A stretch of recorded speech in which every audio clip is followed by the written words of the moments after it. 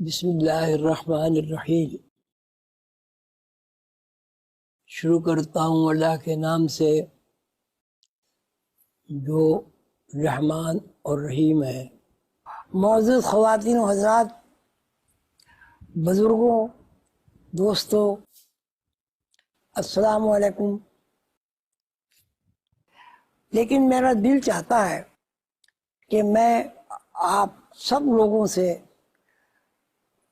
گلے ملوں، آپ سب لوگوں سے ہاتھ ملاؤں، آپ سب لوگ کو خوش آمدید کہوں اور آپ سب لوگوں کو اپنا بھائی اپنی بہن سمجھ کر اپنا تعارف کراؤں، اس لیے کہ یہاں آدم و حوا کے رشتے سے سب بہن بھائی ہیں۔ اب پوچھا جائے کہ بھائی آپ کے ابا سے پہلے کون تھا؟ دادا تھے۔ دادا سے پہلے کون تھا؟ پردادا تھے۔ اسی طرح آپ پیچھے چلتے جائیں جب آپ آدم علیہ السلام پر اور اماں حوا پر پہنچیں گے تو اس کے بعد فل اسٹاپ ہے، پھر آپ کسی کا نام نہیں لے سکتے۔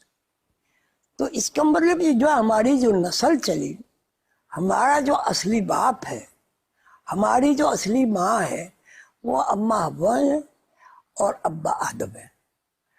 تو آدم کے رشتے کی بنیاد پر میں آپ کا بھائی بھی ہوں، بیٹا بھی ہوں، دوست بھی ہوں، اور آپ میرے سب پیارے ہیں، دوست ہیں، بزرگ ہیں، میری دادی نانی ہیں آدم کے رشتے سے۔ تو سب کی خدمت میں بہت ہی ادب کے ساتھ سلام پیش کرتا ہوں۔ اللہ تعالیٰ آپ سب کو خوش رکھے۔ بنیادی بات یہ بتائی آ رہی ہے کہ ہم ذات برادری اس وجہ سے ہیں کہ کیونکہ بہت ہجوم ہے تو قبیلے الگ الگ اگر نہیں ہوں گے تو پہچان نہیں ہوگی، اور جہاں تک رنگوں کا تعلق ہے وہ تو موسمی لحاظ سے رنگ بدلتے رہتے ہیں۔ اور آپ سے درخواست کرتا ہوں کہ بھائی چارہ، پیار، محبت اس طرح آپس میں کریں جس طرح سگے بھائی اور سگی بہنیں کرتی ہیں۔ اس لیے کہ ہم آدم و حوا کے رشتے سے اگر غور کریں تو ہم سب کے سب آپس میں بہن بھائی ہیں۔ آدم و حوا کی تعلیمات کے مطابق تمام آدم و حوا کے بیٹوں نے، پیغمبروں نے پرچار کیا ہے۔ اس علم کا جو علم اللہ تعالیٰ نے آدم علیہ السلام کو، ہمارے دادا، ہمارے پردادا، ہمارے نانا، ہمارے پرنانا کو سکھائے ہیں، اسی علم کی تبلیغ آدم ڈے میں ہم سب کر رہے ہیں۔ پہلی بات جو بہت زیادہ غور طلب ہے وہ یہ ہے کہ کوئی بنانے والا ہے جس نے مستقل نظام قائم کیا ہے۔ مستقل نظام کی طرف جب توجہ جاتی ہے تو بچپن جانوروں میں بھی آتا ہے، جوان بھی جانور ہوتے ہیں۔ جس طرح آدمیوں کے یہاں بچے پیدا ہوتے ہیں، جانوروں کے یہاں بھی پیدا ہوتے ہیں۔ جس طرح ماں اپنے بچوں کو دودھ پلاتی ہے، اسی طرح بکری بھی اپنے بچوں کو دودھ پلاتی ہے۔ تو اب اس میں آج کی بات میں یہ سوچنا ضروری ہے کہ ایک جانور میں اور آدم ذات میں کیا فرق ہے۔ اب لازماً ہمیں آسمانی کتابوں کی رہنمائی حاصل کرنی ہوگی۔ قرآن میں جہاں آدم کا تذکرہ ہے، یہ دوسری آسمانی کتابوں میں بھی ہے، وہ یہ ہے کہ آدم کو اللہ تعالیٰ نے ایک علم سکھایا۔ اصل چیز یہ ہے کہ اللہ تعالیٰ آدم کے لیے کیا کہتے ہیں۔ اللہ تعالیٰ کہتے ہیں کہ ہم نے آدم کو اپنی صفات کا علم سکھایا۔ صفات میں ہر شے آ گئی ہے. اللہ تعالیٰ کی ذات، اللہ تعالیٰ کا علم، اللہ تعالیٰ کی حاکمیت، اللہ تعالیٰ کی رحم، اللہ تعالیٰ کا کرم، ہر شے آ گئی صفات میں.